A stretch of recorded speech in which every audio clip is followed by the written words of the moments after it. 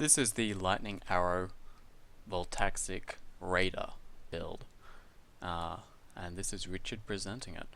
So what you have here is Lightning Arrow linked with Pierce, GMP, and Void Manipulation. We use Void Manipulation instead of faster attacks or slower projectiles because it gives us a bit more chaos damage, which means Reflect is less of an issue. Not that it's much of an issue anyway. We also have Weapon Elemental damage and added lightning damage support. You drop Void Manipulation if you're in a 5-link. Now, we abuse Frost Wall, and we use Blood Magic, Faster Casting, and Spell Echo to support it, to give us lots of Frost Walls and lots of single target. Our auras are Grace.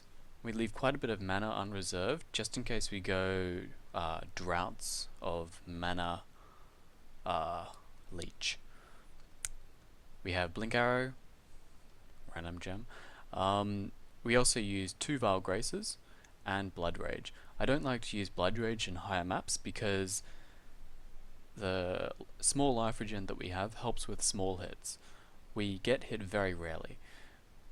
Now, you also have some Ice Golem, and we have Enfeeble and Cast when damage taken. The main gear for this build, because we're focusing on evasion, speed, and, well, obliterating things. Now, so we have Queen of the Forest for speed, so we get quite a bit of movement speed, 173%, plus the Onslaught from Raider, so we have about 200% movement speed all up. I haven't finished the Uber lap, so there's still a bit of room for improvement on the Raider class. Gear is pretty average. You need int, quite a bit of it. Then you're just focusing life and resist, bit of wed, life resist movement, life resist. I got lucky on an accuracy roll here, not too important. You want to get accuracy on your helmet. That's where it's usually cheapest to get accuracy. A high resistance roll, a high accuracy roll, and a high life roll. Now, you also need a drill neck. That's one of the key features of the build. Victario's Acuity is a big bonus, but it's not necessary. You'll have a hard time getting power charges without it, but you'll have to use Herald of Thunder with power charge on crit or Assassin's Mark. Probably Assassin's Mark. Same for the left ring. I needed strength here, so that's what I chose there. Now, our tree is pretty general. It's a Raider. So, you're starting from Ranger, you get a lot of life, because we need life. Lots of life. So life, life, life, life, life, life, and you guessed it, more life. As much life as you can get. Over 200% life ideally. Now, starting out, you simply follow and head to Shadow first, grabbing these. That's later. Going through, getting this, getting that, getting more of that, and a bit more elemental damage and attack speed. Your starting weapon will be a Storm Cloud. Very convenient, very powerful, works all the way up to like tier 6 maps. Really strong. You don't even need to go crit. Well, going a bit of crit with an increased crit strikes gem really helps quite a lot for the early game content, especially when combined with a Diamond Flask. Gives you a lot of damage. You'll need a bit of leech, but because we have Arrow Dancing now, and Avatar of the Chase, we can evade a lot of stuff. Also, we have a bit of dodge. Now, the way this works is you have 25% more chance to evade melee attacks. That counteracts the negative of Arrow Dancing, so you have 100%, well, basically 0%, whatever. So your evasion for melee attacks isn't affected. However, you also have a Stibnite Flask. That means your opponents are blinded, combined with your 43,000 evasion is pretty darn strong. We also have, because of the combination of Avatar of the Chase and the Arrow Dancing now, you have 61% chance to evade projectiles, which is really, really good. So you have like a 5% chance to actually get hit by reflect, combined with your dodge, which is even smaller. And so even if you do like 5,000 reflect damage, unless you hit like 100 things, you're not going to hurt yourself. It's pretty intense and really cool. You can face tank most bosses pretty easily, as long as they're attack bosses. If they're spell bosses, you're dead. So yeah, keep that in mind. I mean, we are evasion, not armor. Queen of the Forest is good. See if you can get a better evasion roll.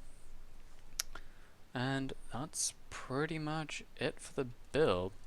Nothing really else noticeable, aside from the gigantic amount of attack speed that we get, which is really intense. What is it?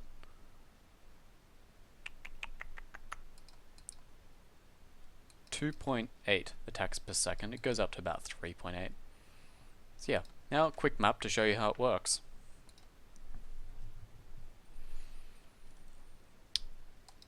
We picked up the extra frenzy charge on the tree in the Raider Ascendancy to give us a 25% chance to get a frenzy charge.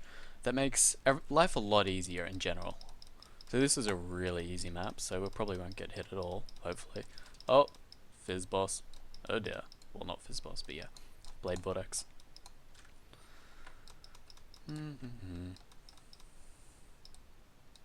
As you can see, this stuff is still pretty strong.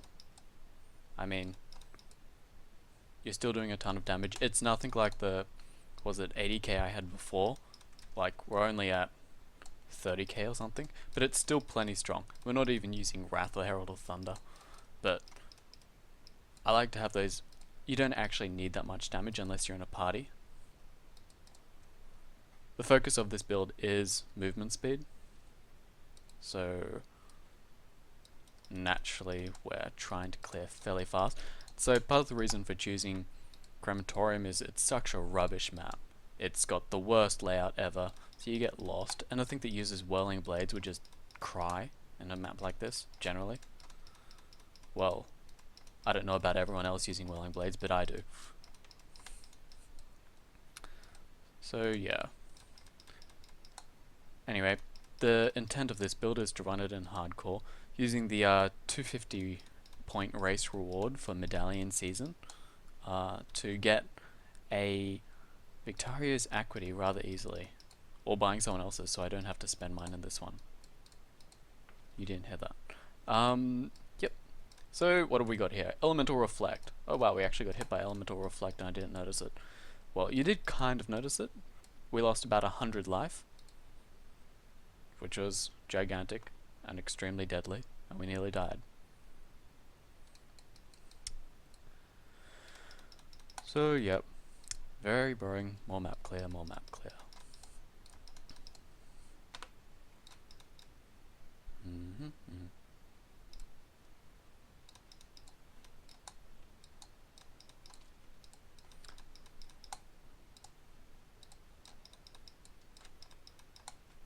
The only difference between this one and, say, a Shadow Ascendancy is we don't get quite as much crit, so we have to shoot a few more times to get our crit to kill everything. However, we have pretty good attack speed. As you can see, we're at 3.8 now.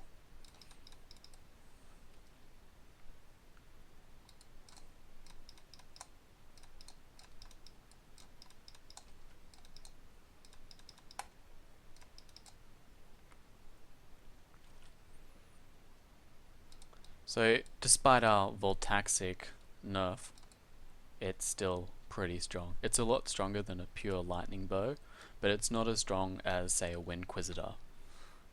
Windquisitor is very good, however, you will die to a reflect unless you take all sorts of reflect precautions, like Vinctars,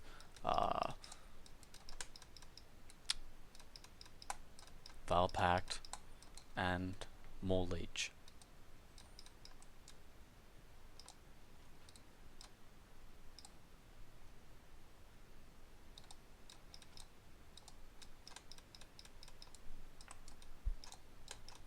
Come back here. Okay. So where's the last guys? There they are. And that looks like all of them. 18 monsters remaining. Yippee. So, all in all, I'd say this is a pretty average build. There you go, she's dead now. And, yeah. What do we get? Oh, a crappy shield. Yeah. That's pretty much it. I'll show a more interesting video in a more interesting map in a later video. And that's it for this build. Thanks.